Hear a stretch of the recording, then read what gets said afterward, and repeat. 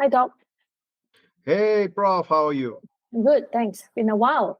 Okay, so we were Yes, talking about the ISO in our previous episodes.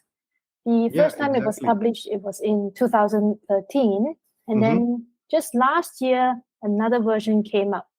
Yeah, And in all, it's been 10 years since it was updated. Why did it wow. take so long?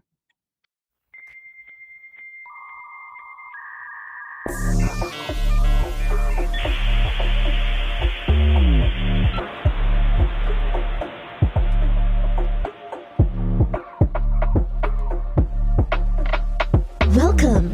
You are listening to SecurityLAH Podcast, Season 3.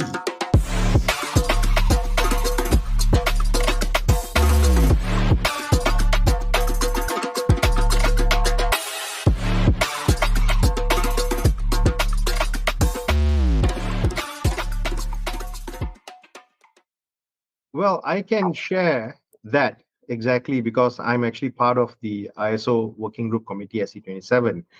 Um, Development of standards is time consuming.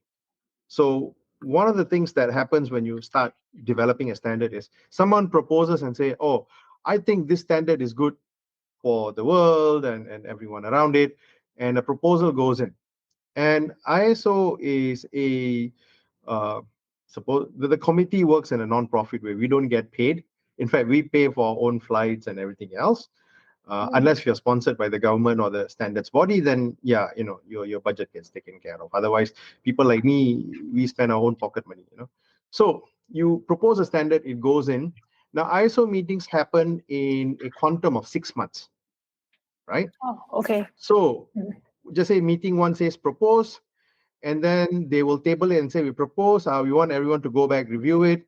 6 months later, the next meeting happens in some other part of the world, and they go through it. So we're going to do a call for vote. How many countries here would say we want to go ahead with it? And those who are happy raise their hand. Those who are not happy will say no. Then they will decide from there whether the standard is going to go, and then they will establish a working group. The working group takes easily anywhere between 2 to 3 years for them Wow. to actually crystallize a document. So at this point, it is at the experts level. So there are multiple levels how the document is reviewed. So at this point, it is at the experts level. So the experts nominated by the respective country standards organization will then come in, look to it, debate, put in the sections. If it's something to do with standards like this, they'll propose controls and they'll crystallize it into a document. Now, this document may immediately be tabled in the next meeting, or if they need more time to discuss, then it may take 2 or 3 meetings before the document gets tabled. But of course, the progress has to be reported back to the respective committees in order for them to know what's going on with the document, whether someone is actually working on it, meetings are going on, discussions are happening, and that will go on. So That's now if the fairly time-consuming and complicated, isn't it? You were yes, saying, despite meeting every 6 months, so on average, they're meeting twice a year, and yes. in that alone took 10 years for the Okay, changes to be finalized and updated. just hold on for a while. I'll come to the 10-year bit. Mm. I'm just explaining to you the generic process first, and then Mhm. I'll jump into specifically the ISO 27001 update for 2022, because I was part of the working group committee that was doing this document. Okay. So now, once the document is settled at the experts level, then there will be a call for vote to see whether this document is something that the experts agree from a technical standpoint, whether it's Mm. technically sound, all the necessary requirements doesn't deviate from whatever that is supposed to be.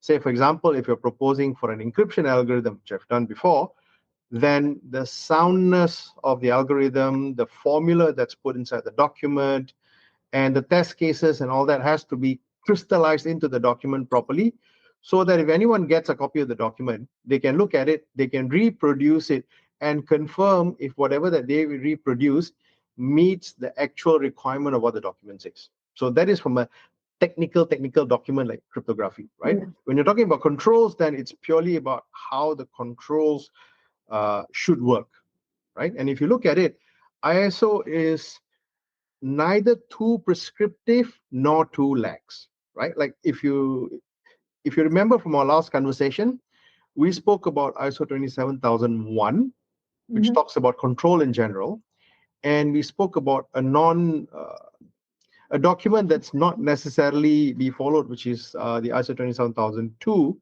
More like a which gives framework, you, a guideline, isn't it? yes, a Mm. guideline that tells you how to meet these controls. Not necessarily have to follow them step by step. You may have a different way. And I think we've had a deep conversation on this, on how the controls are. So if you missed this discussion, go back to our previous episodes and you'll see us going through this in detail. So now back to this. Now, at the call for vote from a technical standpoint, then we then vote to say whether it's yes, no, or no with the potential to become yes, provided there's some changes to it. All right. Mm. So it's an interesting way of how to do voting. So this is at the technical level, and assume your document passes technical level, then it goes to at the country level. So this is where the standards body that are members of ISO will then vote on it to say from a country perspective whether we agree, we disagree, or we abstain. Mm. So that You will can take even one. abstain. Yeah, you can Okay. abstain. So Okay. abstain means you're not voting. You're not saying yes, you're not saying no. So your vote doesn't count anymore. It's like undi rosa. Doesn't work, right? So you can abstain. So once it's done at country level and it's just say everybody's happy with it, majority says yes, go ahead, then the document goes to the next level, which is at the standards body where they look at the structure, the format, the language, the grammar, and whatever not. Although this is already reviewed both at the technical level and at the country level, they still go through their own reviews. So once this is done, they publish a final draft. They call it FDIS. It's published as a final draft, and there's no other further changes. Then it becomes an actual ISO document, right? Which anyone can purchase these documents, right? You talked about language. So is there a standard working language, or they work on one language and then subsequently translate it to many other languages? It's primarily done in English. So when I refer to language, I'm talking about proper sentence construction, proper choice of words, because not all of the countries that participate have English as their native language. Right. For example, Malaysia, Malay is our national language, right? English is our second language. So does many other countries around the world. So as such, when you may have an editor that is from a non-English native country, there may be potential. And I say maybe because the language or the construct or the words that's used may not be accurate or suitable for the document that you are creating. So with that, I assume there is a separate technical writing group that will take care of all of this, right? No, No. it's done both at the technical level as well as at the country level.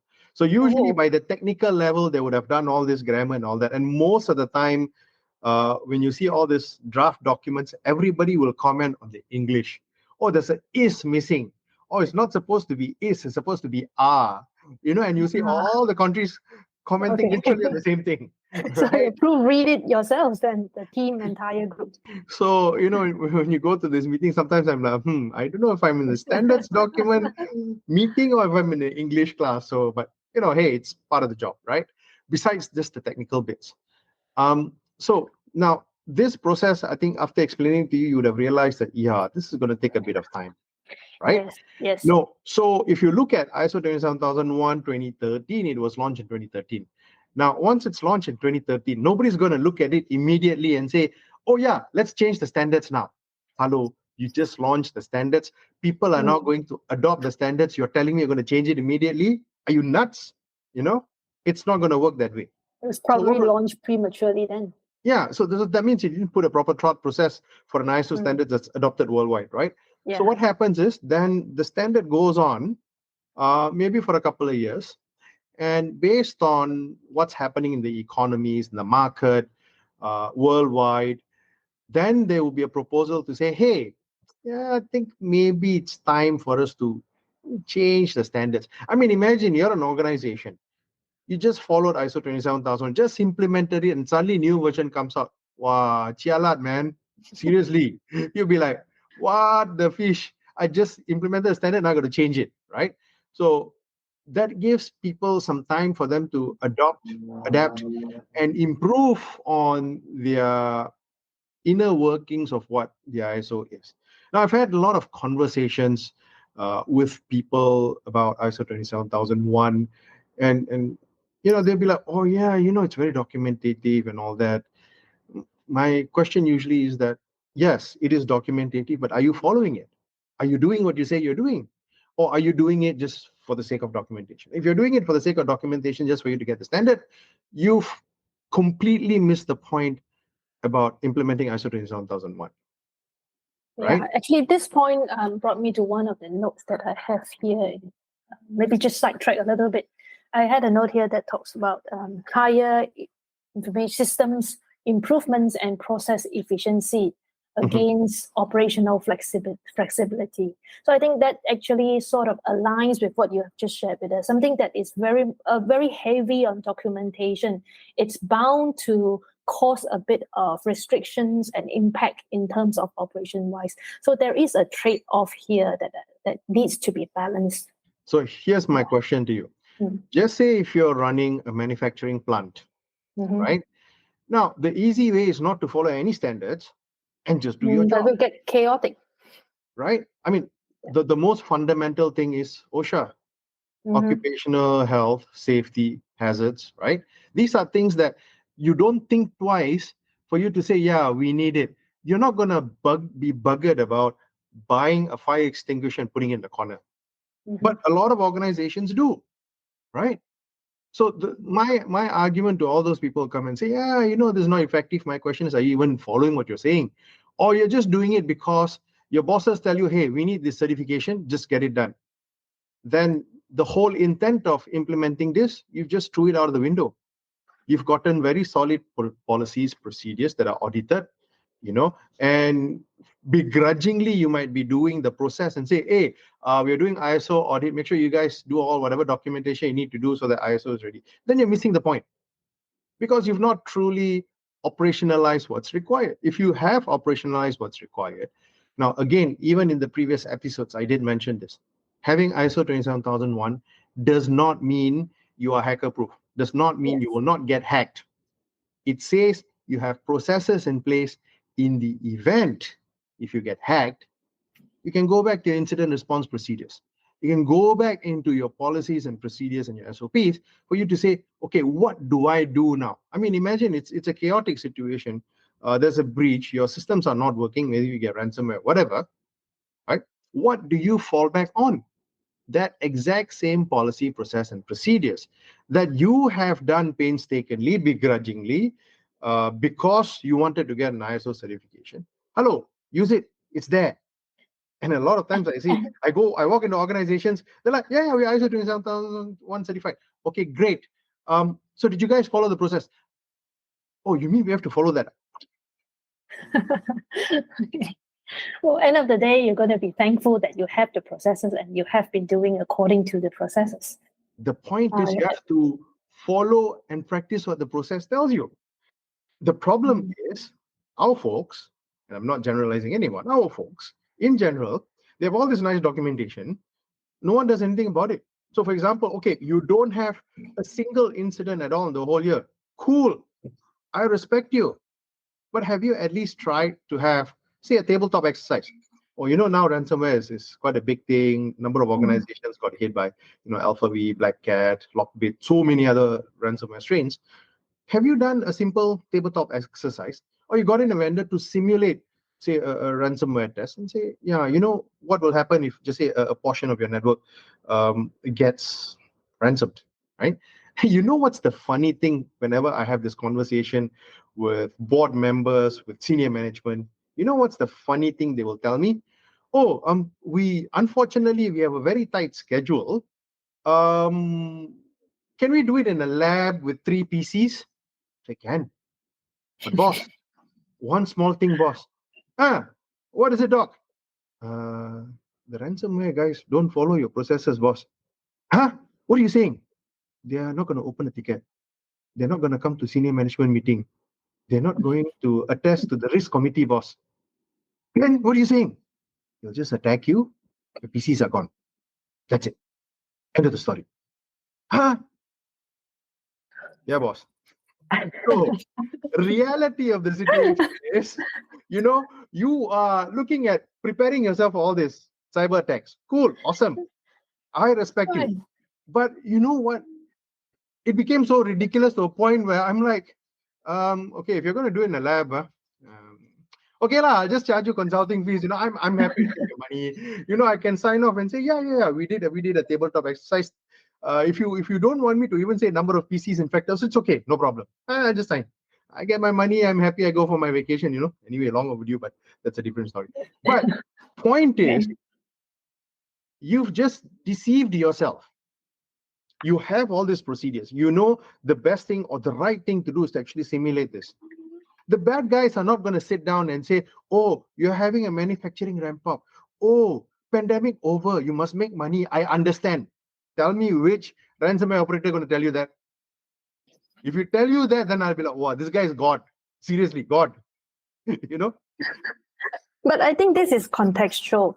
To some extent, as we said, having the standard, it's not foolproof, but at least you have something to fall back on. There is an underlying structure there to guide you, mechanism. At least you have what it takes to prepare, to at least protect to some extent. You're ready. But now I'm talking about the contrasting effects. So I'm not saying that there is no flexibility at all, that there is some point of flexibility. But in cases like ransomware, sometimes we have to look at ransomware is not something you can foresee, though there are some certain extent of preparation that can be put in place. But when you have a ransomware attack, that is something unforeseen, an unforeseen event that suddenly happens. Is it something like that? So how much can you fall back on and rely on standards, procedures, and something? There are some things that happen so sudden that it calls for drastic measures. You cannot predict any cyber incident. You cannot predict whether somebody's going to hack your network. You cannot predict somebody's already in your network right now, running around loose.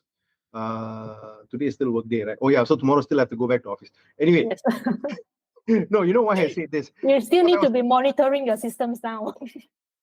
Yes, true. If it's working, it's alive, it's running, then who's looking? Who's making sure everything is okay, right? Somebody's got to look at it. That's why we have a whole big, huge business called SOC, Security Operations Center. Runs 24/7, have all these people with multiple eyeballs, systems, AI, ML, whatever alphabet soup you want to throw in it, all that, right? There's a whole industry on that. But my point is, when something breaks or something does break eventually, you know what to do, or you have done that homework for you to know exactly what you do. That's why I'm a big proponent of, not just having all this policies in place. Policies, all this is good, but have you actually invoked some of these policies? Have you actually tried running them? So, for example, more mature organizations, they do tabletop exercises, they do simulations to see, for example, okay, there's a successful phishing attack. A few of your staff have gotten the email. They've clicked on it. They've downloaded it. Are you aware that it's done? And if that is done, then the next question is, what is your immediate point of action? Do you have specific playbooks that would tell you what exactly you need to do? I mean, you don't have to have playbooks for everything, but general playbooks that talks to you, say the top 5 or top 10 issues that we are facing on a yearly basis. Doesn't run much, but you'll find the news will carry who gets breached, why they got breached, and all that.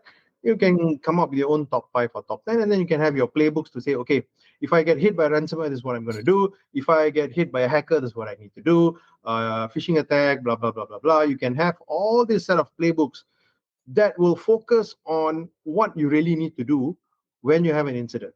So that way, when it happens, you have a point of reference. But I think we have gone slightly beyond, Yes. way beyond what our topic for today, because our topic for today was supposed to be Correct. zooming in on, you have the standard that's in 2013 and you have a standard that's on 2022, but yeah, when you talk about ISO and we talk about security in general, we can't avoid these kind of things, because I think the key of the issue is a lot of organizations are like, I just have to do this because, government tells me to do, or I have a regulatory body that forces me to do.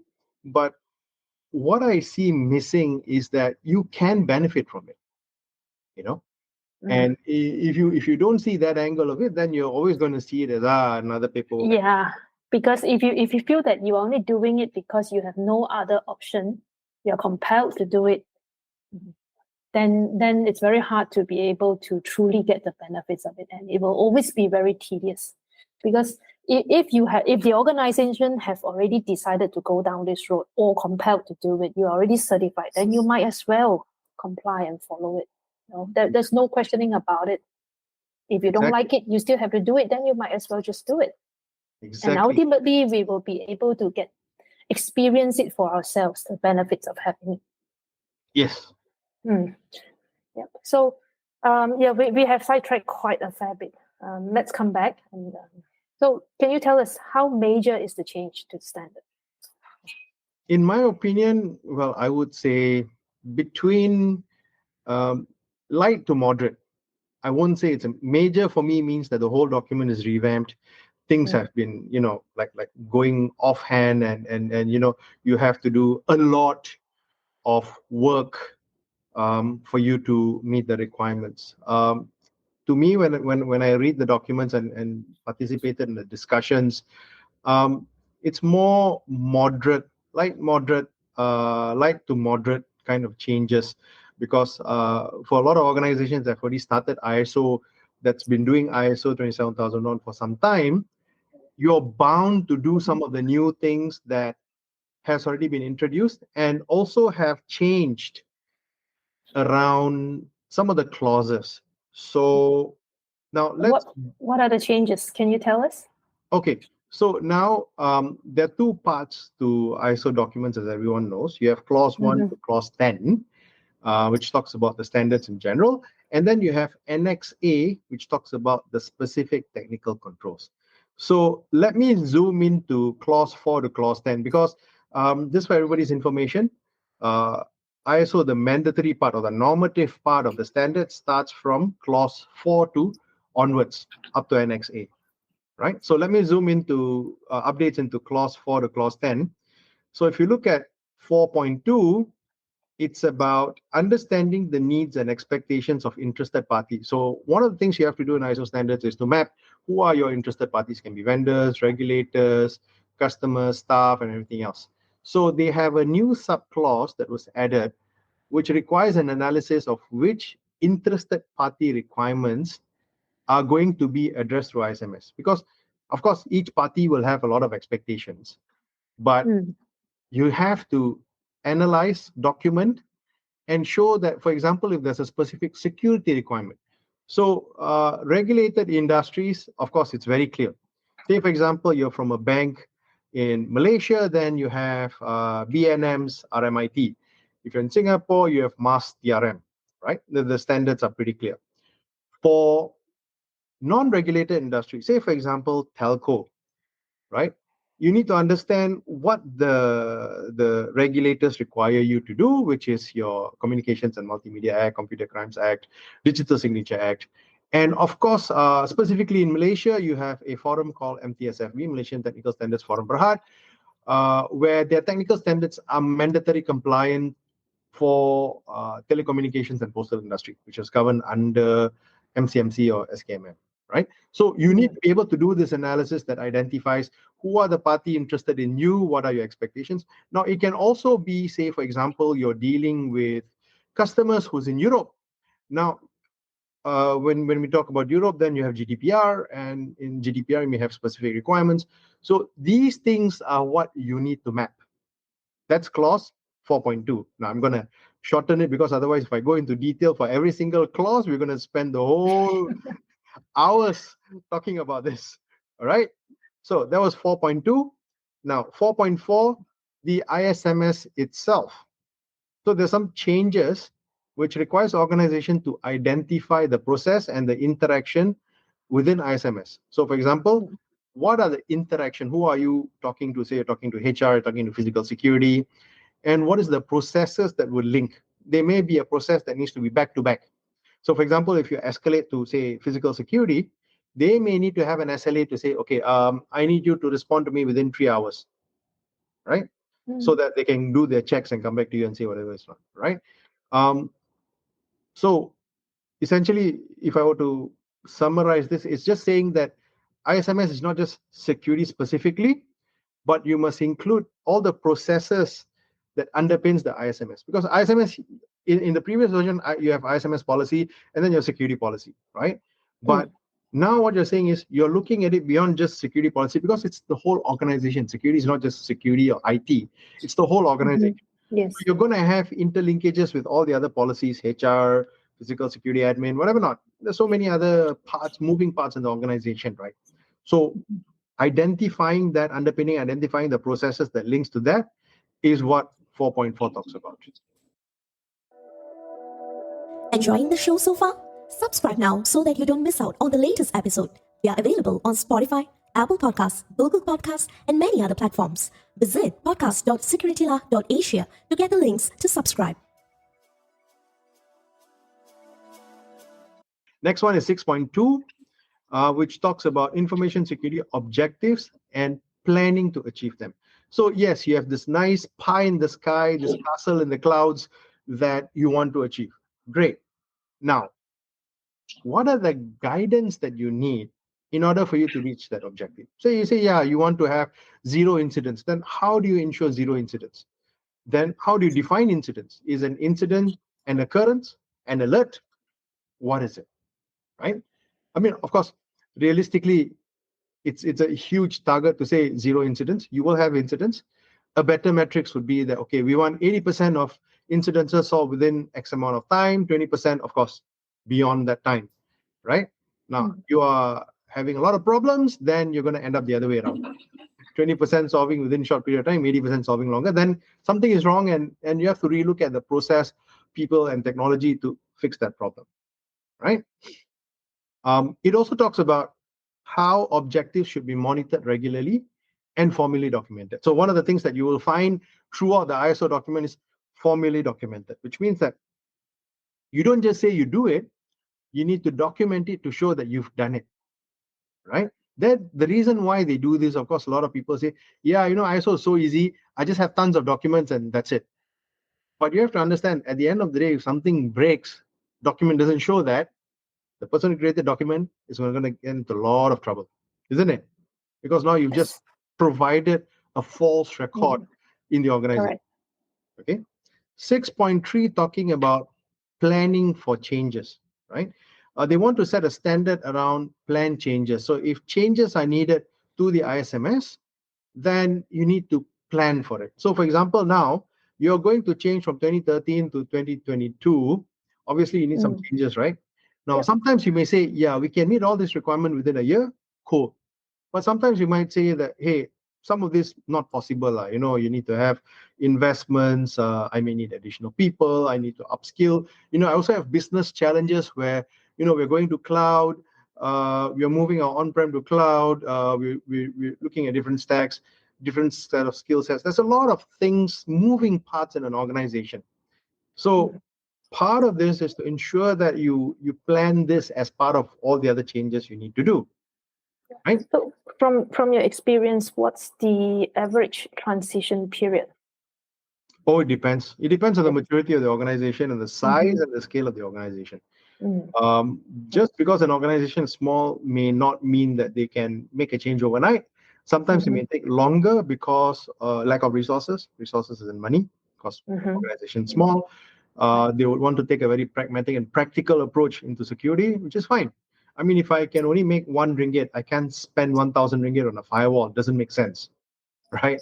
Right. My business loss is only 1 ringgit. So what, right? So it goes back into how the business sees the risk and where it sees what it can do with it, Okay. So Okay. the last one is 8.1, which is operational planning and control. So additional guidance have been given on operational planning and control, and ISMS now needs to establish a criteria for all the actions identified in clause 6 and control those actions based on the criteria that you've given. So a lot of things that needs to be done. So there's some minor changes that has been included. Minor changes means just a little bit here and there. You still retain whatever that the essence of it. So the first one is clause 5.3, which is organization roles, responsibilities, and authorities. A minor update to the language clarifies that the communication of the roles relevant to information security are to be communicated within the organization. So they are now stressing that you don't just define the roles and dump it into the document. You now need to share people and say, hey, in the event something is going on, this is what people are going to do. So for me, when you talk about roles, responsibilities, and authorities, I go back to the RASI chart.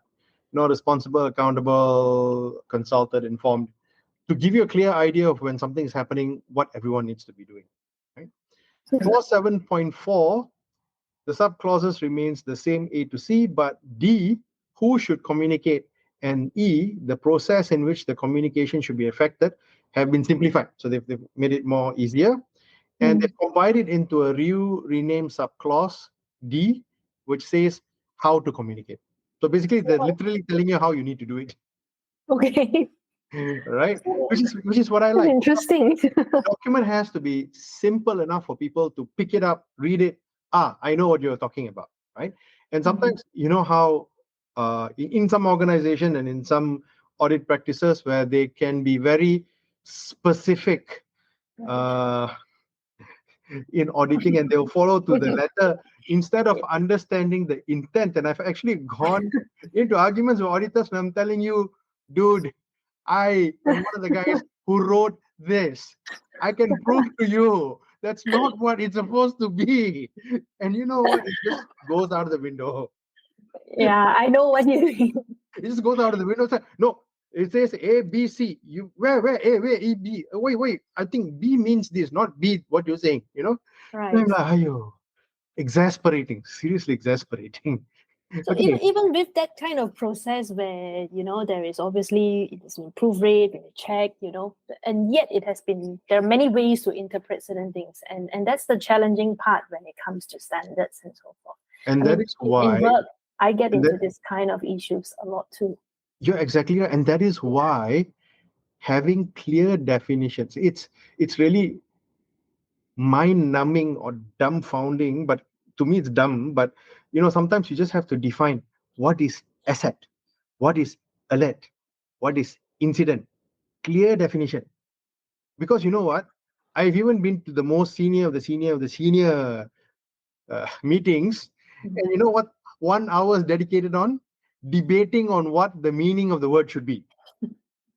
It's not even a joke. I fully understand. I totally get you. One word, 1 hour. And I'm like, you all know I go by the hour, right? And I'm like, okay, I'm fine. Debate with me all day. I'll just send you my bill. I'm very happy, but that's what it is. Okay, so jumping back into minor changes. Clause 9.2, referring to internal audit. It's been changed, but not the whole thing. What they've done is they've just combined clause 9.2.1 and 9.2.2 into one section. That's it. They've simplified it, right? 9.3 talks about management review. A new item has added in to clarify the management review so that it would include considerations for any changes to the needs and the expectations of the interested party. Just say for some reason, there has been a change in an organization, say M&E, mergers and acquisition, right? Suddenly you have a new boss, a new board of director who has completely different expectations, and those expectations also affect your cybersecurity posture. Now, your ISMS, you've already defined it based on what you have today, but it's not going to work anymore. So you now have to make changes. So when you're doing a management review, now in 9.3, now you're saying that look at this, map this back, and take this as an item for you to review as part of your management review, right? So another example would be, say, today you have companies that are privately owned. So there's really nothing much that they need to share about. It's within them. But if they decide to go public, there are different expectations from the board of directors, and these changes, and even so, maybe debate on privacy, security, because you may now have new independent board of directors who may see this as a critical issue for the organization and may stress that I want this to be reviewed at the board level, right? I don't want just it to be at a management committee level. I want this thing to be reviewed at the board level. And I want a board discussion specifically on cybersecurity, compliance, risk, governance, privacy, and the whole lot, right? So this allows for that review and change to happen. And the last one on minor changes is clause 10, which talks about improvement. And this is one thing that a lot of people really don't like, because end of the day, if today you meet the standard, tomorrow you will not meet the standard. Why? Because you have to continuously improve. So now there's been structural change into the clause, which lists continual improvement first, 10.1, and then non-conformity and corrective actions into 10.2. So they've redefined the, I would say, in their own ways, the priority of what should be happening, right? Now, that's just clause 4 to 10, right? Now, the meat of the ISO 27001 has always been in the Annex A control structure. So, in a 50 feet bird's eye view, 11 new controls were introduced, 57 controls were merged, 23 controls, they renamed it, and 3 controls they removed. So only 3 controls are removed, okay? And you see that you have 11 new. So there's improvement into the standards. And last time they used to have 14 domains. 14 domains. I think some sense has come into the committee and decided too many domains. This is just not moving the way it should be moving. And they decided that, let's simplify it. And I really like the new standard because there's only 4 domains, or 4 themes as they call it. So the first one is people control. There's about 8 controls. Organization controls, which is about 37. Technological controls, which is 34. And physical controls, which is about 14. So if you look at it, they've really simplified it, and they want to make it look easier compared to the 14 controls, because the 14 controls goes into like system, network access, and all those other stuff. Here is just very Clearer. simpler, very, very clearer, right? So now let me jump into Annex A. I'm not going to go into detail, but just to give you a quick view. Now, as we mentioned earlier on this show, you will not be able to reproduce the ISO 27001 just by listening to the show. You still have to buy the document. I'm really sorry. It's a control document. It's copyrighted. And if you go through your local standards organization, it's much, much cheaper, right? All right. So the first new control, A57, threat intelligence. Yes. This is one of the things that I really feel that will bring leaps and bounds and values to organization. Next one is information security for the use of cloud services. Now, a lot of us are going to cloud, and there's always this debate about, hey, how come ISO 27001 doesn't cover cloud? So now you have it, right? It used to be a separate non-guided document that was in ISO, but now they've made it as part of the standard for you to comply with. A530, ICT readiness for business continuity. So now business continuity is not just something that security needs to do, but IT as a whole, right? Because end of the day, business is supported by IT and security and all the pillars underneath, right? So without business continuity, then obviously you're going to have a problem, right? A7.4, which is about physical security monitoring. So this control now says that organizations need to monitor sensitive areas. If you have data centers, production facilities, now you need to monitor them. You can't just say, hey, I just have this building and that's it. I don't know anything about it. So how you monitor, they don't tell you, but they're basically saying that, you ensure only authorized people can go in, no other people can go in, and organization must be aware in the event there's a breach. Now, we're not talking about cyber breach now, we're talking about physical breach. Okay. Next one, A8.9, configuration management. Now, we've had this earlier, but it's very lax. Now, this time, they require the organizations to manage configurations of the technology. So, for example, if you make changes to the firewall, are the configurations logged somewhere? Do people know what exact configurations were made? Was it reviewed? Now, obviously, if you have a system, that's great. If you don't, then you must have manual processes for you to do these things before you can even commit. In some organizations, they practice 4 eyes approach. You have the engineer that's plonking in the configurations and all that, and the manager goes in and clicks submit. Of course, they can do it in the same console, but you have these kind of things, right? How you do it, ISO leaves it to you. Information deletion. Now, if you have a data that you no longer need, right, delete it. Okay, this is to ensure that you avoid leaks and privacy issues.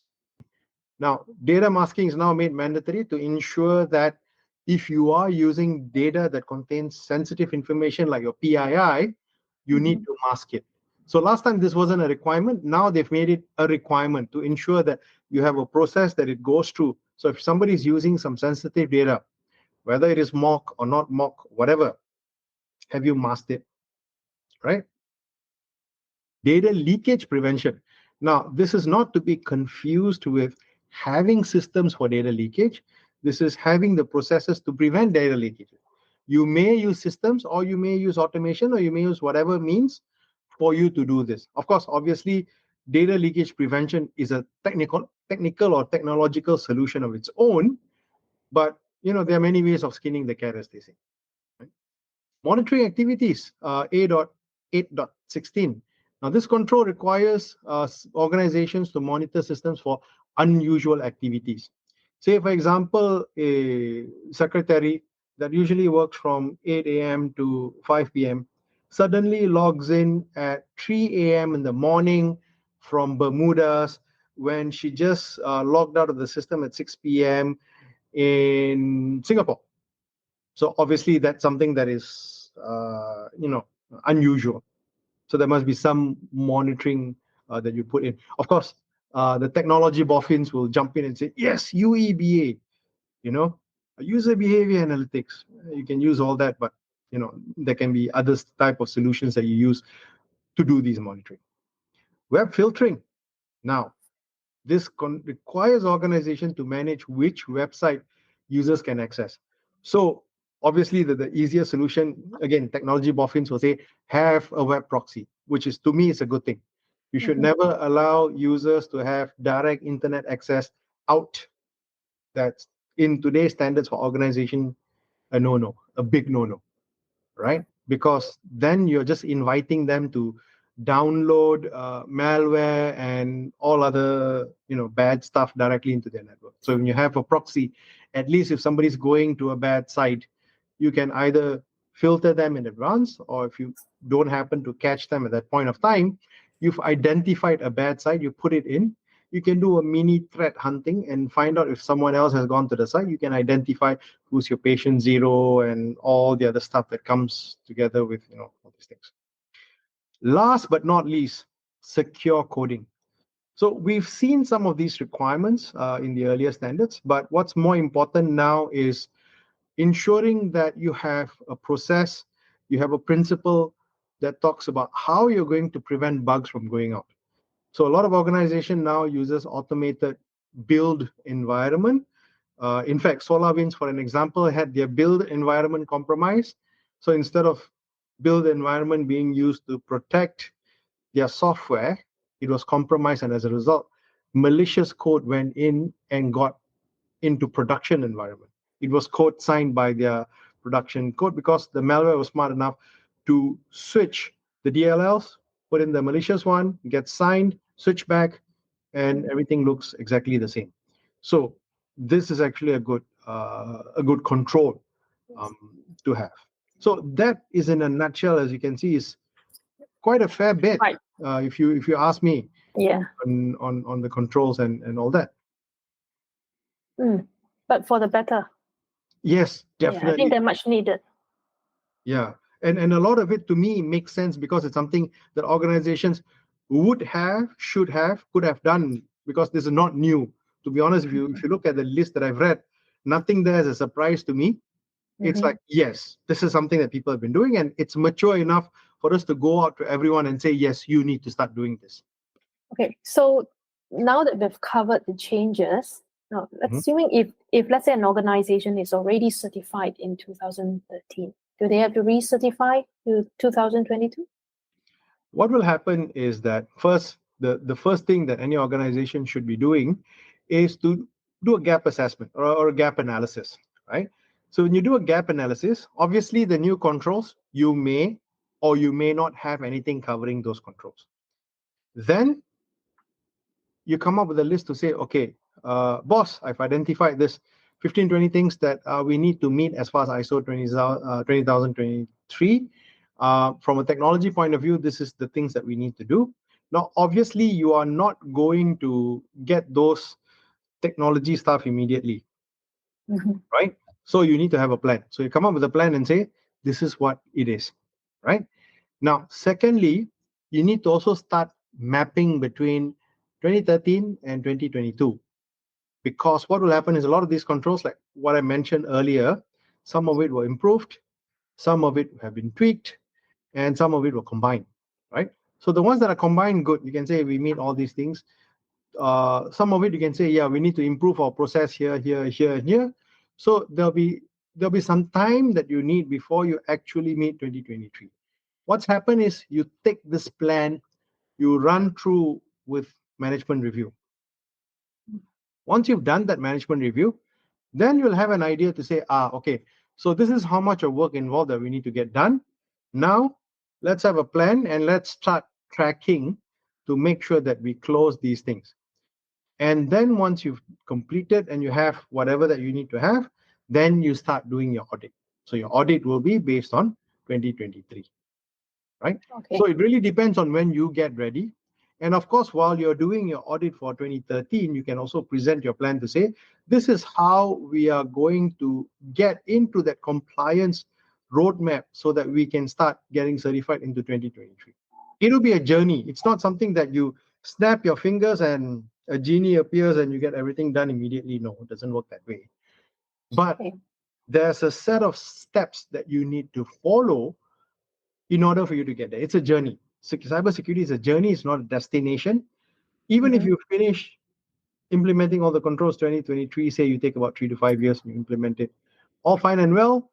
But then you will notice that there'll be more new requirements coming in. And, the standard is just something that you attest to say that based on this international standard, I have all these controls done. Doesn't mean that you stop there and say, I'm not going to do any more new controls. Security is an ongoing battle. So you always find new ways on how you can improve the landscape, how you can better protect yourself. That's why I said, if you do it for the sake of certification, you're not going to go far. If you do it because you want to protect the business, you want to show value into what you're doing for the business, then it makes a huge difference. Great. So my final one from you for our listeners. Do they have to get updated standard for their organization? And if so, where can they get the latest standards? No, definitely you will need a copy of the new standards. Like what I've mentioned earlier, the best and the cheapest way for you to get these standards is to go to your local standards organization, and they'll be able to give you a copy at a very reasonable price. I don't know what is the price of these standards so locally, but rest assured the document is exactly the same. Usually what the local standards organizations do is they'll slap their cover page and everything else, and the contents are exactly the same. It's not going to run away from if you take it in Bolivia versus Brazil versus Bahamas. It's not going to differ. it will still be the same standard because it is an international standard.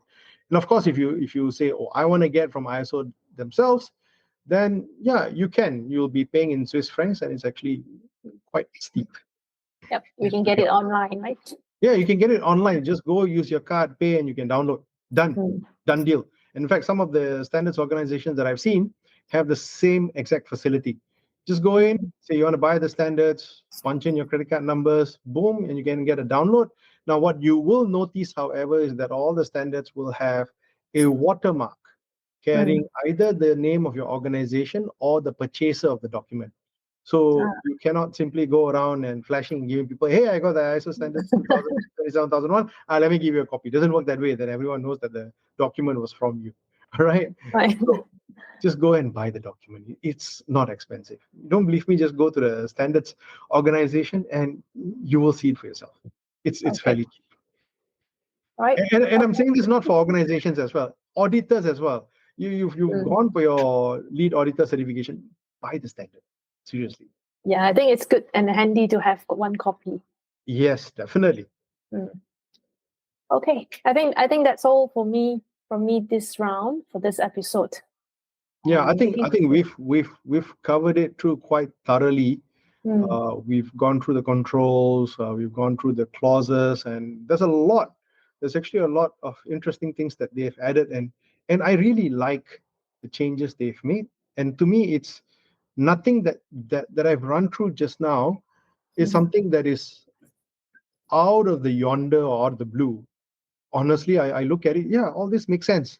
And then we should be practicing this today, if not yesterday. It's something that we should be doing anyway, right? So to me, yeah, it makes sense, all these things. So I'm completely on board with this. Right. Okay. So that's it for today.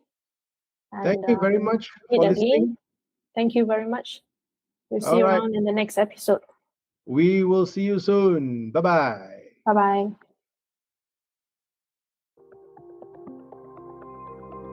Thanks for joining us this week on SecurityLAH. Make sure to visit our website at securitylah.asia, where you can subscribe to the show in iTunes, Spotify, or via RSS so you'll never miss a show.